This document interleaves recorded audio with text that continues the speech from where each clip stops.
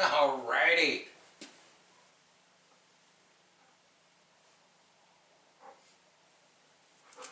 Sharp Customs, we're rolling, man. We're rolling. I know I forgot in the last couple videos. Yeah, we got Mad Max here. He's wondering what the heck I was doing. He just wants to, you know, he's in a playful spirit.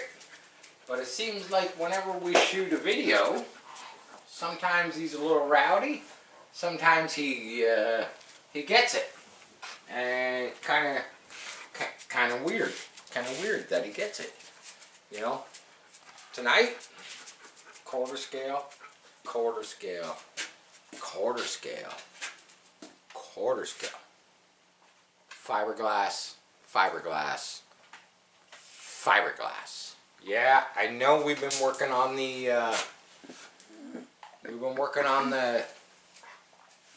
Ford pickup truck. That's kind of on hold. We're waiting for water pump, double roller timing chain, maybe some pulleys. You know, we're kind of waiting on some parts, and I thought I would jump back at this. You know, you got to see me doing the layup on the base platform of it. You know, basically the floor, the fenders. As you can see, it's out of the mold, and I will tell you, we will break this down. It actually turned out beautiful. You got the camera girl, my lovely wife Karen. She's gonna come around here. Look at this. I just got some wheels sitting under there. They're not in the right place, but they make the car look pretty bitchin', I think. We got a little skinny up front.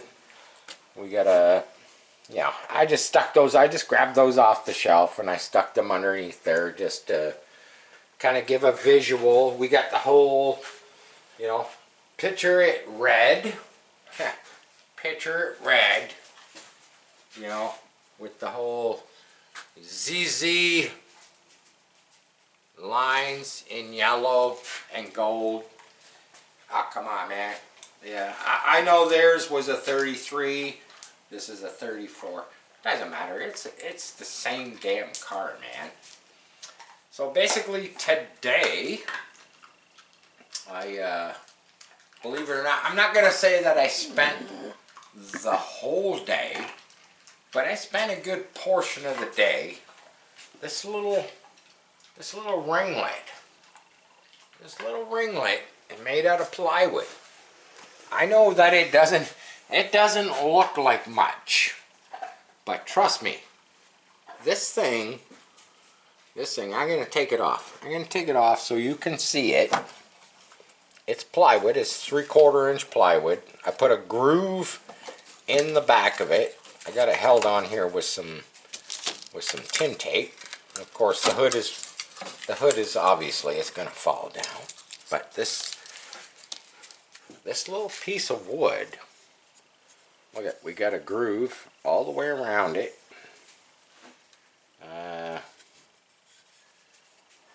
This took, whoa, don't know what that was. That was freaky. Something was happening over here with the, yeah, I got my Dynafile hanging here. But yeah, something weird there went a little freaky. But anyhow, the grill shroud. So my idea is to make one of these, obviously out of fiberglass, and then you could, you know, you could do a wire grill in it. But I want to do a counter set kind of inside here, so that when I mold it, you know, it's kind of all one piece. And then if you choose to, you know, want to cut the insert out and make it kind of look like this. I was literally thinking, I've got my scroll saw sitting on the bench, and you know, I put, all I'm gonna say is I put a lot of hours into this, you know, I'm gonna say a stupid little piece of the puzzle. But I probably, you know, I probably put 6 hours into figuring this to get it to basically so that the hood sits in there very nice. You know, the hood sits in there very nice. It's got the, kind of got a lip. Hey, what are you doing? Stop it! Stop it! The hood sits in there very nice.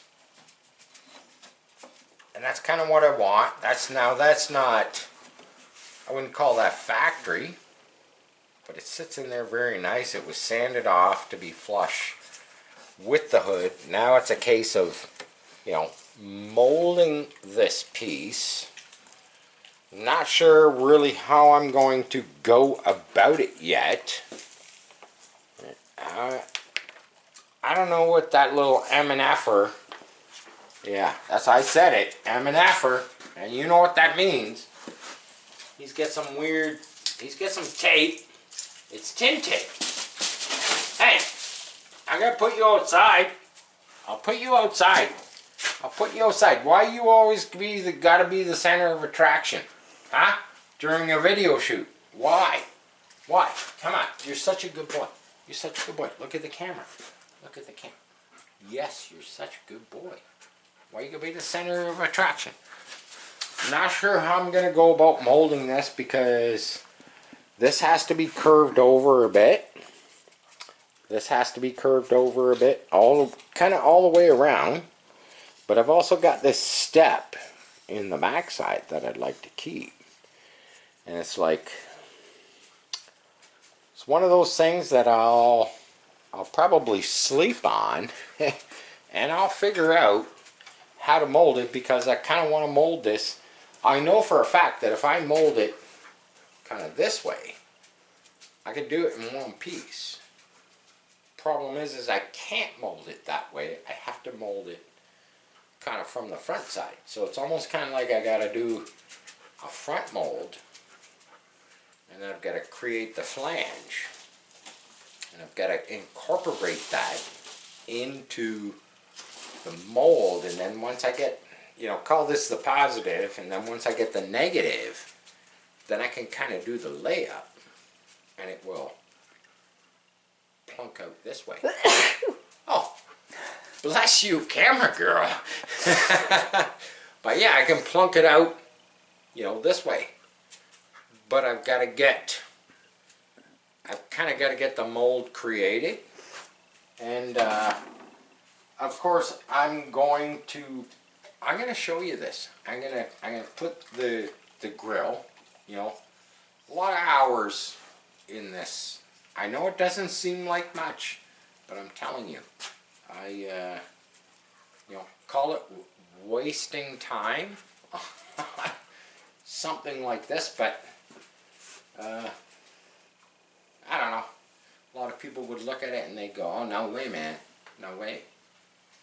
You created something very special. You're an artist." And I always say that. I'm an artist. I'm an artist. Doesn't matter what I do. Building cars, you know, fabricating things, doing fiberglass stuff, doing the airbrushing. And yeah, I guess in a sense, I'm kind of an artist in, you know, the stuff that I create.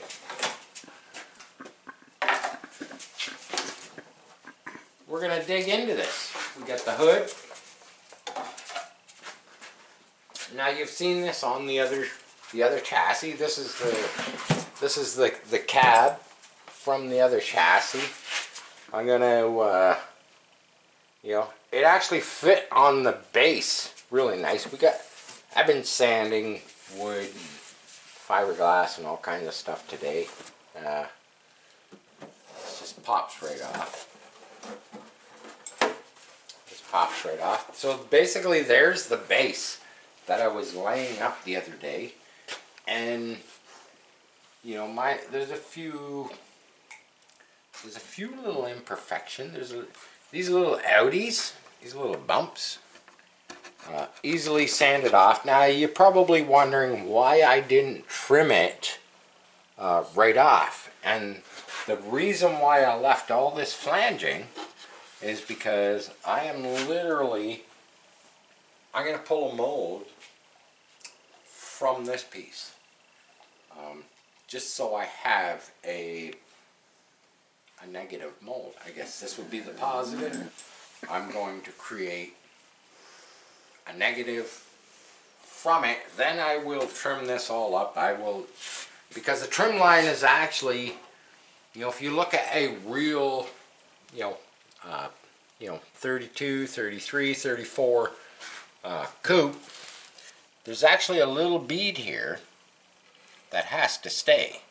So, a lot of people might cut this like right on this trim line, but no, you actually have to tape it back, and you got to leave basically like this little bead on the hood. Those things are all over this thing. They're all the way around, about 1/8 of an inch, and that's kind of what you want to leave. It's kind of what you want to leave here, and it's a lot of work. It's a lot of work taping that off and kind of trimming it out perfect. On another note, people have asked, where do I get all my product? Well, you know what? I went through the whole chain of, local hardware stores, local places, using all the garbage and stuff, and then I just started literally buying 5-gallon pails. Buy 5 gallons of the product, and where I live here in southern Ontario, it was kind of like, do your research, go online, kind of look around, and it was like I used a couple different places that are actually, they're not local. Let's just put it that way. They're not local. They're an hour east of where I live in southern Ontario, which is kind of a industrial area, whatnot. They're all kind of consumed all in the same basis. And then I hooked up with this company called Composite Canada, and they were very helpful when it came to all my needs, for, let's face it, for kind of creating this stuff.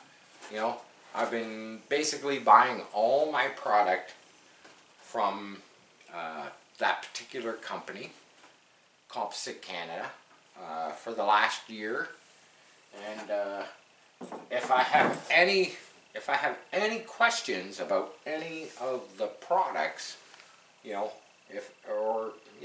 when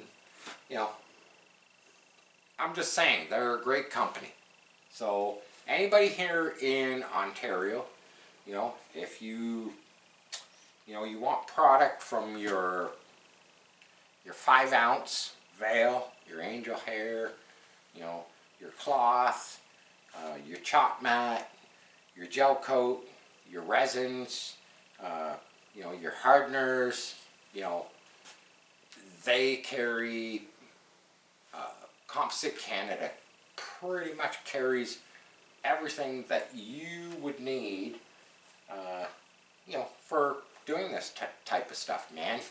They probably supply all kinds of companies that build boats and, kayaks, canoes, whatever you can think of that you can build from fiberglass. They have all your different fibers, your carbons and your chop mats, your cloth, they pretty much have everything.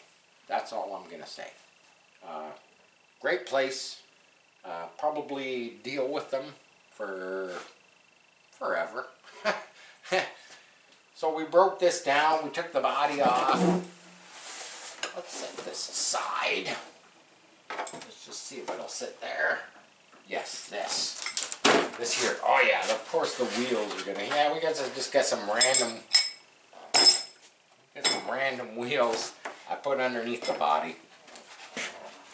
The underside, well, you know, like I say, I still have the flanges on it, but this turned out, other than a few little spots that need sanded off, it actually turned out good. I've kind of gone over it, and yeah, it's a pretty big piece though. You got to remember that. Like this is, you know, if I were to put this whole car in a box, you'd be looking at 44 inches by 20 inches by about 16 inches, which would kind of cost a lot to ship. But we do have some seams here. We have some seams right here where the running boards are. So we kind of have options. Like I could literally probably saw this right across there if, you know, if people wanted to buy it in panel form. You know, side panels, the trunk, the roof, you know, I can't remember how many pieces there are to this. Once I get the firewall built and I get the rad shroud built, I think there's 10, pretty sure there's about 10 different molds for this quarter scale model. So if you wanted it in panel form, where you place it, glue it, you know, fiberglass it yourself, that would kind of be the cheaper route because it's going to save you on shipping. Now if you want it in full form, obviously, you know, I still have a firewall to create. You know, we got the hood, we've got the grill that I'm getting ready to mold, we've got the side panels on the sides of the hood. These things, I'm just gonna warn everybody now that sees the video. There's a lot of finessing. There's a lot of trimming. These panels, I'm gonna show this on the camera. So I did a pretty good layup on these, pretty thick gel coat, but you can kind of, you get the idea how thick this is. Like that's over 1/8 of an inch thick, and that kind of plays into kind of how it fits here on the cowl. Kind of plays into how it fits on the fender. If I take the hood off and I just set it here like this, you know, these like I say, these molds, I had to actually do a lot of trimming in here. I had to do some trimming across here. And I kind of got it almost where it's gotta be, but it's all, you know, it's all about time. It's all about time. So if you want one that's finished, you know, like this, kind of all glued together, you know, like you know, hit me up, let me know. Yeah, we'll work something out. So there you go. Fiberglass, quarter scale, quarter scale, quarter scale. This part turned out beautiful. Can't wait to go to the next step, get it waxed up, get it PVA'd, pull the mold from it, and then I'm going to trim this one up. And, you know, think about it. Think about this.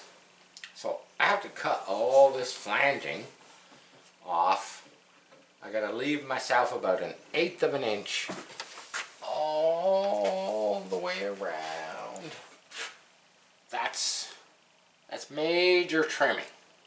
It's, it's very time consuming, gotta be very delicate, gotta be very careful, because you kind of want to, you don't want to overstep your boundaries, when you're trimming that stuff out, because if you overstep your boundaries, well, now you gotta fix it, now you gotta add.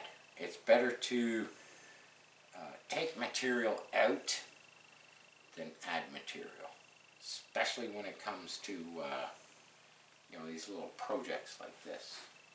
But there you go. There's some more content for you with the quarter scale.